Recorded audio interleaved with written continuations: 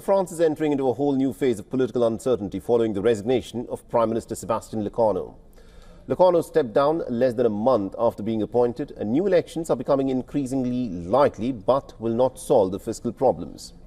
The French stocks and also the euro fell pretty sharply on Monday, and France's borrowing costs jumped to the highest level since January as the government collapsed within hours of being appointed. And that has fueled uncertainty over the Eurozone's second largest economy. The Prime Minister Lecornu unexpectedly handed in his resignation to President Emmanuel Macron just hours after announcing his cabinet lineup, and that makes it the shortest-lived government in modern French history.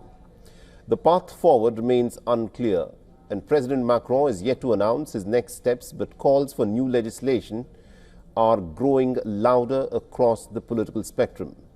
The likelihood of fresh elections has also increased substantially. However, that may not resolve the underlying issue.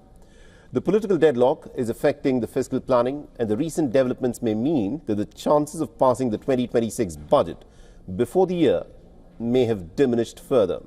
Therefore, France is likely to begin the new year operating under an automatic extension of the 2025 budget, and this would limit not only the new spending initiatives, but more critically, it will also inhibit the reform efforts.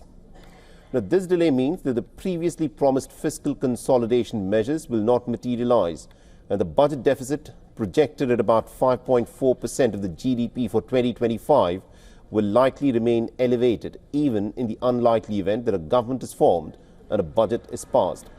Now, weak economic growth will constrain the deficit cut.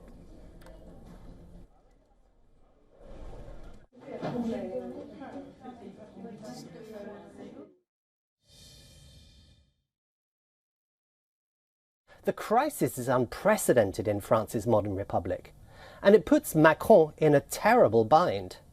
Since the French leader dissolved Parliament's powerful lower house in June of 2024, triggering fresh legislative elections, his governments have had no stable majority, and they've collapsed one after the other. Macron is now running out of options.